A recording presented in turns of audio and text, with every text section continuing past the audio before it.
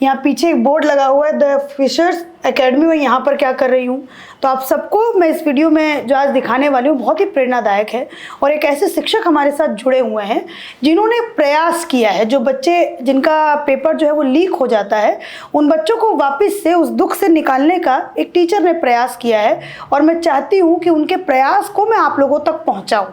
उनका एक बहुत अच्छी जो है उनकी एक सोच है, और उन्होंने इस बार सोचा है, और क्या सोचा है मैं सस्पेंस बना के इस वीडियो के अंदर चल रही हूँ ताकि आप लोग इस वीडियो को देखें और सीखें कि अध्यापक जो आजकल आप देखते हैं कि बहुत ज़्यादा आप ये कहिए कोचिंग इंडस्ट्री में जो है बहुत ज़्यादा इसको एक पैसा कमाने का पूरा एक धंधा बना दिया गया है। चाहे आप कोटा ले लीजिए, आप लोगों को भले ही थोड़ा बुरा लग रहा होगा क्योंकि आप लोग इसी फील्ड से हैं, लेकिन फिर भी मैं क्या करूँ, मैं खुलकर बोल देती हूँ। हाँ बिल्कुल।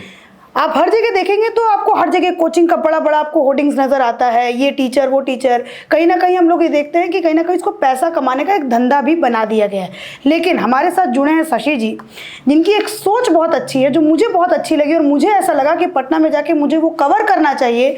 मैंने सोचा कि आइए थोड़ा सा इनके इंस्टीट्यूट में जाया जाए और जो इनकी सोच है उनको थोड़ा समझा जाए और कवर किया जाए। क्या सोच है शशि जी, 2 रुपए वाली क्या सोच है, थोड़ा बताइए। सोच यही कि मैम देखिए, बिहार में या उत्तर प्रदेश में या भारत के जितने भी प्रदेश हैं उन सभी प्रदेशों में कई सरकारी नौकरियों की परीक्षाएं आयोजित हो जाती हैं। हम सब लाखों की संख्या में छात्रों को पढ़ाते हैं, ये सच्चाई है, इसमें कोई दिक्कत वाली बात नहीं। जब हम छात्रों को पढ़ाते हैं और छात्र का जब पेपर हो जाता है और वो पेपर किसी कारणवश लीक हो जाता है, उसके बाद छात्रों का जो उमंग होता है, देखिए जब बच्चे अच्छी परीक्षा की तैयारी कर रहे हैं, हम हो आप हो, तो हम लोग खूब एनर्जी के साथ, खूब ऊर्जा के साथ, खूब मेहनत के साथ परीक्षा देने जाते हैं। जब पेपर दे के आते हैं, कुछ लोगों के कारण वो पेपर जो है खराब हो जाता है। जब वो पेपर खराब हो जाता है तो उसके बाद अब नई डेट्स आने में काफी समय लगता है। उस बीच में क्या होता है कि छात्रों का जो एनर्जी लेवल है, जो मोटिवेशन है, वो बिल्कुल जीरो पे आ जाता है, और जिन्होंने पैसे खर्च किए होते हैं अपने पढ़ाई को लेकर के, अपनी तैयारी को लेकर, वो भी जीरो पर आ जाता है। बिल्कुल डेफिनेटली उम्मीदें जीरो पे आ जाती हैं उनकी। उनको ऐसा लगने लगता है कि अब क्या होगा मेरे साथ, अब आगे भविष्य में क्या होगा।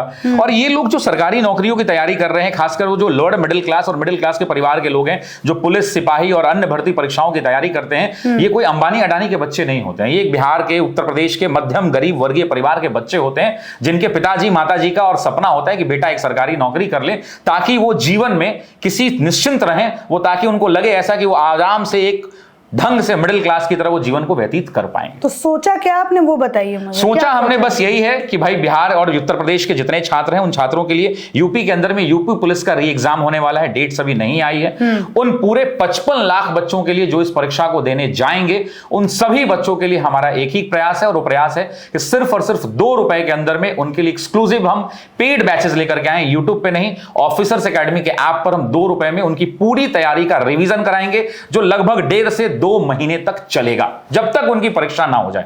ये क्लास 15 जून से शुरू होगी, और 15 जून से चाहे उनकी परीक्षा क्यों ना दिसंबर में हो, तब तक पढ़ाते रहेंगे, और अगले साल अगर दिसंबर में भी हो जाए तब तक पढ़ाते रहेंगे। कहने का तात्पर्य ये कि जब बीड़ा उठाया है, जब पढ़ाने की जिम्मेदारी ली है, जब सामाजिक दायित्व का निर्वहन करना है, तो वैसी परिस्थिति में कोई विकल्प नहीं है। परीक्षा कभी भी हो, जब तक नहीं होगी तब तक पढ़ाते रहेंगे। और अगर जुनून आपका है वर्दी पहनने का, जुनून को कमजोर मत होने दीजिए, मिलकर मदद करेंगे और आपके सपनों को पूरा करेंगे, सिर्फ 2 रुपए। अच्छा, कितने टीचर वगैरह क्या कुछ लगने वाले वो बताइए। आप कह रहे हैं ऑनलाइन एक आपका ऐप है। बिल्कुल। ऐप का नाम क्या है? The officers academy. The officers academy, note कर लीजिए जो परीक्षा की तैयारी करते हैं। तो वहां पर आप जो है वो ऑफिसर्स एकेडमी का प्ले स्टोर पे ऐप पे डाउनलोड कर लें, रजिस्टर कर लीजिए, वहां पे मोबाइल नंबर वगैरह डाल के एक कैटेगरी आती है यूपी एग्जाम, वहां सेलेक्ट कर लीजिए। अच्छा, यूपी एग्जाम, चूंकि यूपी का री एग्जाम है ये, यूपी पुलिस री कांस्टेबल, यूपी एग्जाम सेलेक्ट कर लीजिए, वहां जाइए, 2 रुपए का एक पेमेंट कर दीजिए और अपनी क्लासेस को शुरू कर लीजिए। ठीक है, तो कैसे कैसे बैचेस चलेंगे, कैसे कैसे पढ़ाई? देखिए, क्लासेस के अंदर में क्या है कि यूपी पुलिस का अगर आप सिलेबस देखें तो हम आपको कोई एक विषय नहीं पढ़ाने वाले, हम इंटायर जीएस को कवर करने वाले हैं, जिसके अंदर में हिस्ट्री हम पूरा कवर करेंगे। हिस्ट्री में सारे सेगमेंट्स होते हैं, एंशिएंट, मेडाइवल, मॉडर्न, वर्ल्ड, उनमें जितने अलग अलग सब्जेक्ट्स हैं उन सभी सब्जेक्ट्स में आपको अलग अलग शिक्षक मिलने वाले हैं। हिस्ट्री के बाद आता है ज्योग्राफी, उसमें इंडियन ज्योग्राफी पूरा पढ़ाएंगे, वर्ल्ड ज्योग्राफी पूरा पढ़ाएंगे, फिजिकल ज्योग्राफी है वो भी कवर करेंगे।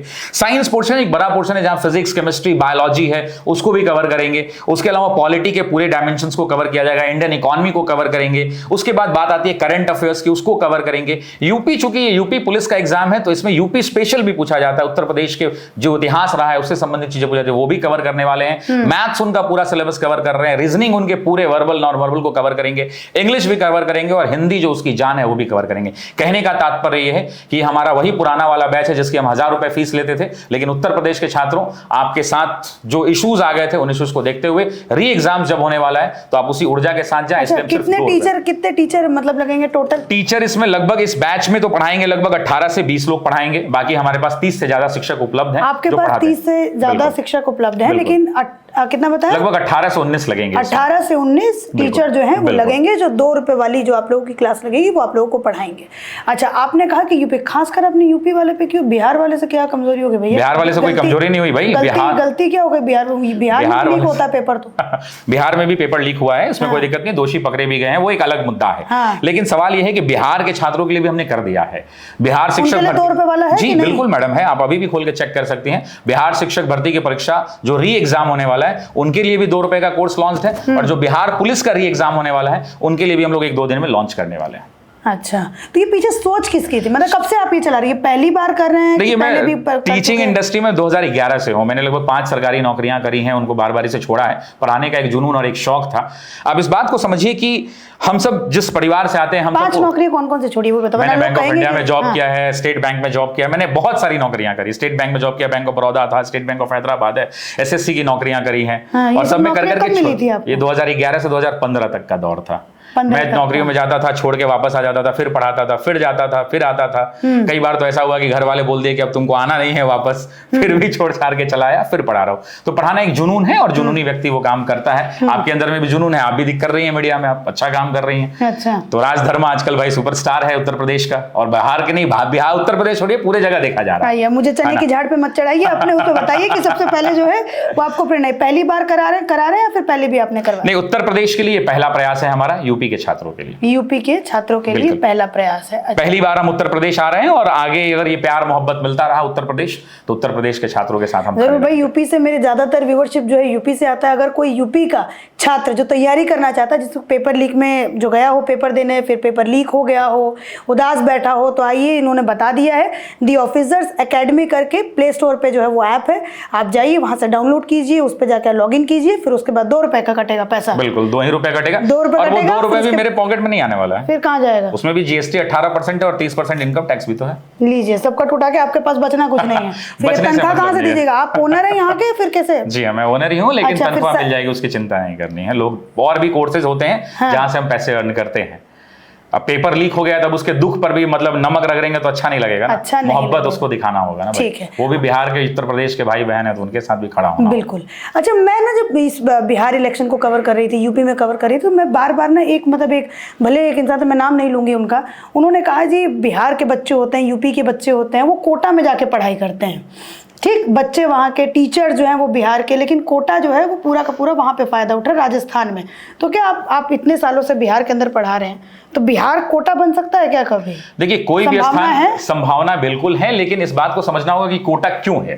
कोटा एक खाली सा जगह हुआ करता था जहां पर एकेडमिक शुरू हुई, जहां पर धीरे धीरे हॉस्टल्स का रूप हो गया, और बिहार के बच्चे और यूपी के बच्चे सबसे ज्यादा कोटा में जाते हैं। रीजन ये है, बस एकमात्र रीजन ये है कि भाई वहां का एनवायरमेंट इनको लगता है कि काफी अच्छा है। लेकिन हाल के दिनों में जो सुसाइड्स की खबरें आई हैं, उसने हमारे और आपके सब परिवारों को विचलित कर दिया, और अब बच्चे कोटा जाने से रिफ्रेन भी कर रहे हैं। हालांकि उन सुसाइड्स में संस्था की क्या भूमिका है, क्या नहीं है, बच्चों पर प्रेशर है, बहुत सारे कारण होते हैं, तमाम तरह के अलग अलग कारण हैं।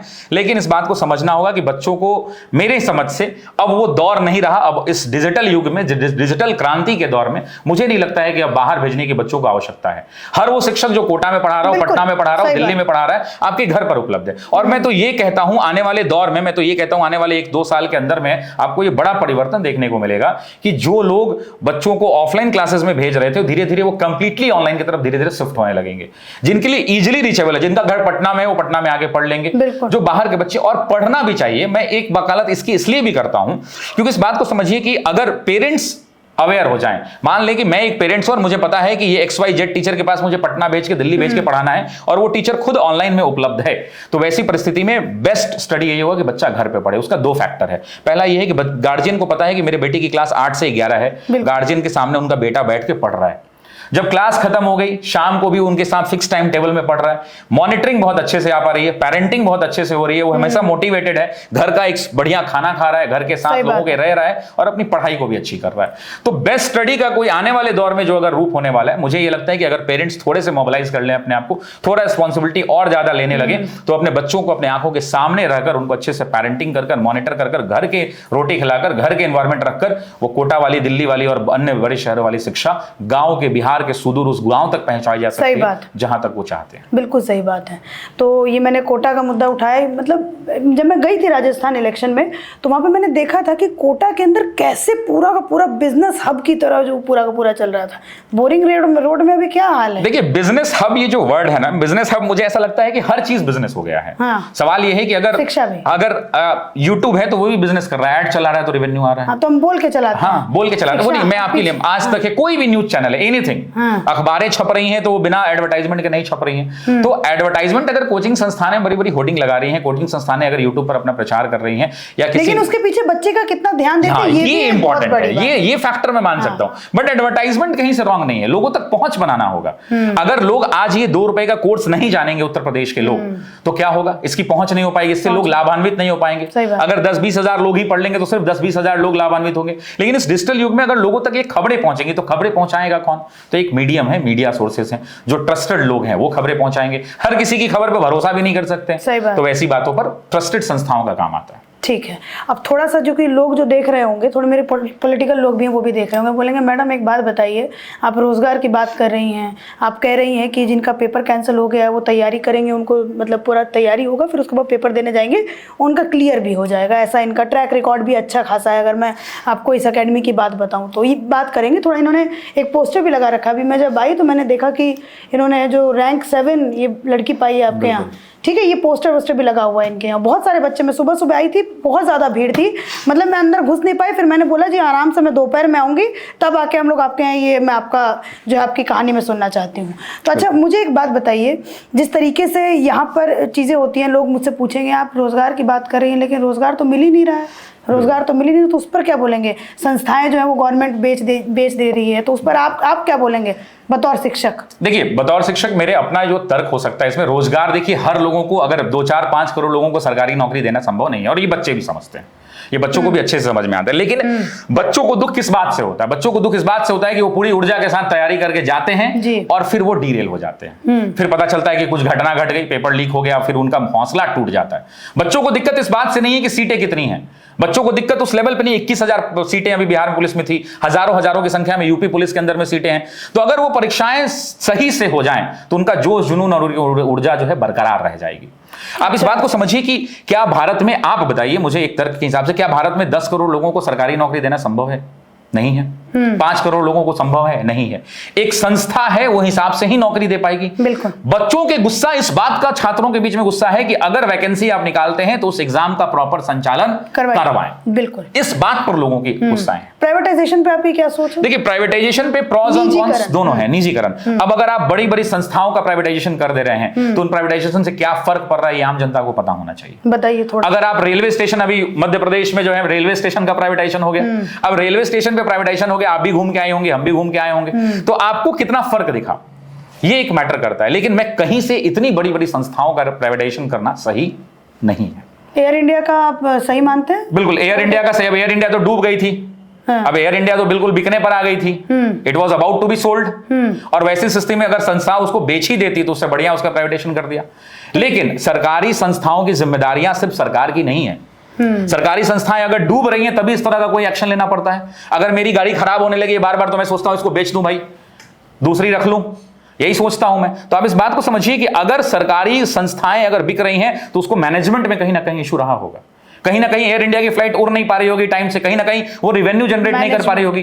तो मैनेजमेंट के कारण संस्थाएं खराब हो रही हैं। अब वो ऑर्गेनाइजेशन ही नहीं चल पा रहा है तो गवर्नमेंट क्या ले जाएगी? तो फिर इसमें नौकरी पर क्या मतलब, जो जैसे मैं खुद भी ये समझना चाहती हूँ, जैसे कोई मान लीजिए कोई सरकारी संस्था है, तो जैसे वो नौकरी निकालते थे पहले बच्चों के लिए, अगर वो निजीकरण उसका हो गया तो नौकरी पर कुछ असर पड़ता है क्या इस पे? अच्छा, मुझे एक बात समझ में आई इस बात को लेकर के आप जो पूछ रहे हो।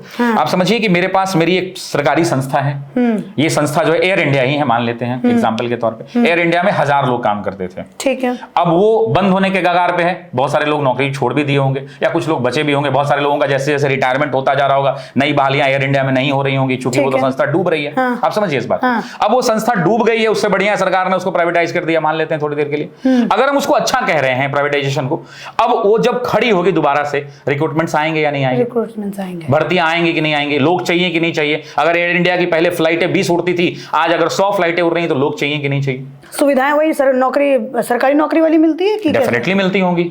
अब मैं तो एयर इंडिया में नौकरी नहीं कर रहा हूं, लेकिन ये कंफर्म है कि मिलती होंगी। और क्यों ना मिले भाई, प्राइवेट और नौकरी और सरकारी नौकरी में बस अंतर इतना ही रह गया है कि एक तरफ एश्योरिटीज हैं और एक तरफ जो है आपके हार्डवर्क पे हमेशा आपको खड़ा रहना है। अच्छा, तो सरकारी नौकरी लोग क्यों करते हैं, रीजन क्या है ये बताइए। सिक्योरिटी के लिए। सिक्योरिटी के लिए। अब ऐसा तो नहीं है कि सिक्योरिटी में, प्राइवेट नौकरी में सिक्योरिटी नहीं है, प्राइवेट नौकरीज में भी सिक्योरिटी है, लेकिन इस बात को समझना होगा कि सरकारी नौकरियों का संख्या बढ़ाना के लिए छात्रों का दबाव होता है। छात्र चाहते हैं कि ज्यादा से ज्यादा भर्तियां निकाली जाएं। अब सरकार ये सोचती है कि अगर मैं भर्ती करोड़ों निकाल दूं तो उनको तनख्वाह ना दूंगा तो उसके लिए भी हड़तालें होंगी, उसके लिए भी हड़ताल होंगे। हम देखते हैं तो छात्रों का दुख वैकेंसी के संख्या को लेकर थोड़ा बहुत हो सकता है। हाँ। लेकिन छात्रों का जो मेन दुख दर्द है, वो दुख दर्द इसी बात का है कि जब परीक्षाएं आती हैं, भर्तियां आती हैं, तो उनको ईमानदारी से संचालित कराया जाए। अच्छा, एक मेरा सवाल है, वो मैं आपसे पूछूंगी, फिर उसके बाद मैं दूसरे भी सवाल पर आऊंगी कि बिहार में सबसे ज्यादा मैं ये देखती हूँ कि जो बच्चे हैं वो सरकारी नौकरी की तरफ भागते हैं, कारण क्या है इसका? कारण यह है कि यहाँ पे भाई उस लेवल का डेवलपमेंट जो आप कहती हैं टेक्नोलॉजिकल डेवलपमेंट नहीं है। आज आप कर्नाटका चले जाइए, वहां पे बेंगलुरु एक हब बना हुआ है, लोग वहां बीटेक एमटेक करते हैं और चुपचाप प्राइवेट कंपनीज में काम ज्वाइन कर लेते हैं। बिहार में उस लेवल की इंडस्ट्रीज नहीं है, उस लेवल का आईटी हब नहीं है, इसको स्वीकारना पड़ेगा। और दैट इज वाई हम उस लेवल पर डेवलपमेंट नहीं कर सकते हैं। और ये बिहार वही बिहार है जो 39 सांसद जिता के भेजता है। सही बात है, 39 सांसद जिता के भेजता है, ये वही बिहार है। तो अगर आप कंपनीज लेकर आएंगे, एमएनसी बड़ी बड़ी लेकर के आएंगे, तो शायद यहाँ का जो ये हाल है, बच्चों का बेरोजगारी यहाँ पर जितनी है, वो कहीं ना कहीं किसी इन्वेस्टर मीट बिहार में होना चाहिए। बिहार में इन्वेस्टर मीट नहीं होगा, इन्वेस्टर मीट, क्योंकि अभी मैं देख रही थी कि भैया जैसे ही अभी बीच में सरकार आई थी तो थोड़ा सा इधर उधर का मामला, गैंग वॉर जैसी चीजें। अब देखिए, अब सरकारी चीजों पे मैं पॉलिटिकल टिप्पणी तो नहीं करता हूं, लेकिन मेरा ये मानना है, मैं बिहार के लोगों की तरफ से अगर बात करूंगा तो मेरी उम्मीदें, चाहे किसी की सरकार हो, मेरी उम्मीदें और बिहार के लोगों की उम्मीदें सिर्फ इस बात से हैं कि बिहार में वो पोटेंशियल है, बिहार के लोग बाहर जाके परफॉर्म कर रहे हैं, तो बिहार के उस पोटेंशियल का ड्रेन ना किया जाए। बिहार का सीडी रेशियो सोचिए, बिहार के लोग, आप इकोनॉमिक्स में एक टर्म है, बिहार के लोग एफडी करते हैं, हमारे माँ बाप, आपके माँ बाप एफडी करते हैं, तो क्या ये पैसा बैंक बिहार के लोगों को लोन के रूप में दे रही है? नहीं दे रही है, उस लेवल का नहीं दे रही है, जो नेशनल रेशियो उस लेवल का नहीं मिल पा रहा होगा। बिल्कुल।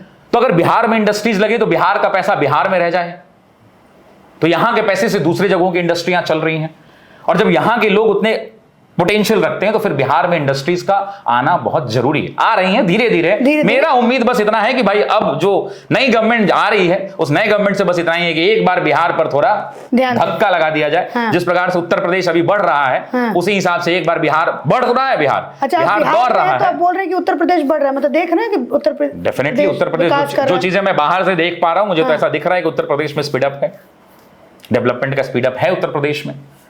चलिए, अब ज्यादा विवाद में आपको नहीं लेके, नहीं, मुझे जाना भी नहीं है। आपको बोरिंग रोड में ही रहना, मैं तो ये शूट करके मैं वापस अपना चल लूंगी, कैमरा माइक पैक करके।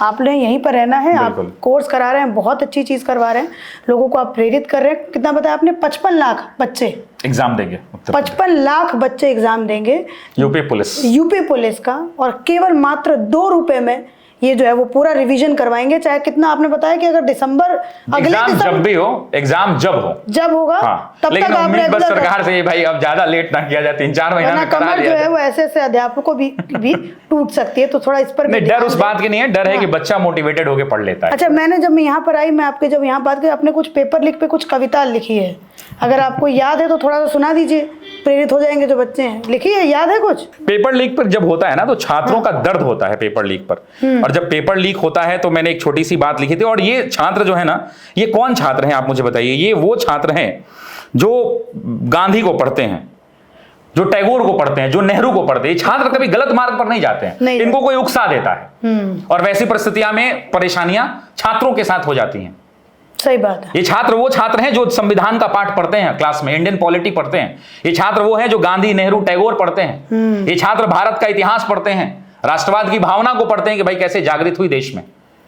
तो उन छात्रों पे जब पीड़ा होती है तब मुझे ऐसा लगता है कि भाई उनके पीड़ा को कहना चाहिए। तो ये आपने खुद से लिखी है? हाँ, मेरी खुद की रचित कविता है, मैं और ये पढ़ देता हूँ। सब जहाँ पे चाहे राजस्थान हो, यूपी के अंदर भी हुई है लीक, बिहार के अंदर भी हुई है, तो हर स्टेट में पेपर लीक होता है।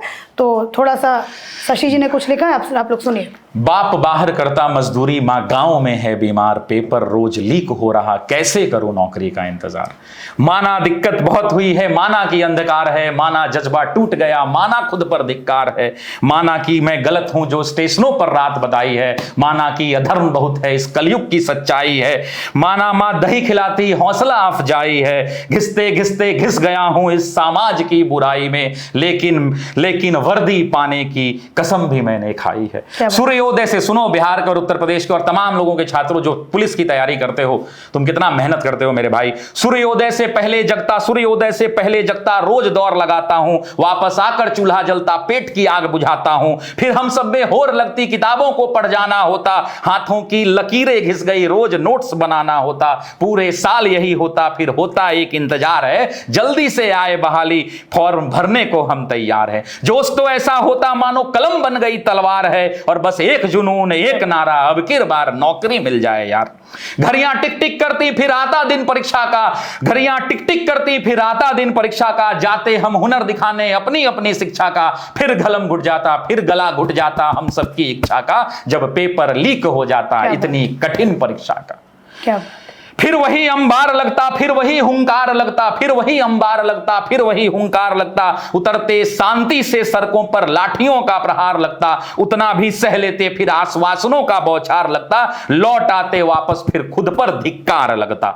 लौटने की बात है तो उसमें भी एक बात है, हम गांधीवादी हैं, हम सब में जज्बात है, जो भी होगा सह लेंगे पर धरा पर आंच ना आएगा, और ये बिहार यूपी हमारा है, कोई सड़कों पर आग ना लगाएगा। तो कहता हूं उन सबको जिनका हाल यही है, इतना सह लिया संस्कार का कमाल यही है, ये धरा मां है और इस मां का लाल यही है, पर होगा कब तक ये बस सवाल यही है। तो तुम ही हो, छात्रों से कहता हूं, तो तुम ही हो इस मिट्टी की अरमान बचाने वाले, तुम ही हो कल का अभिमान बचाने वाले, तुम ही हो इस धरा का स्वाभिमान बचाने वाले, और नमन है छात्रों तुमको भारत का संविधान बचाने वाले। क्या बात है, क्या बात है। बहुत सुंदर कविता लिखी और बहुत दिल को छूने वाली कविता लिखी।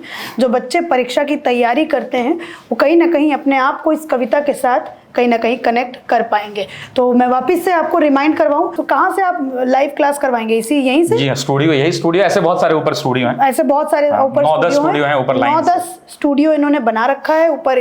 2 मंजिला 3 मंजिला कितने? 3 मंजिला है। 3 मंजिला ये इमारत है जहाँ पे ये पढ़ाते हैं बच्चों को।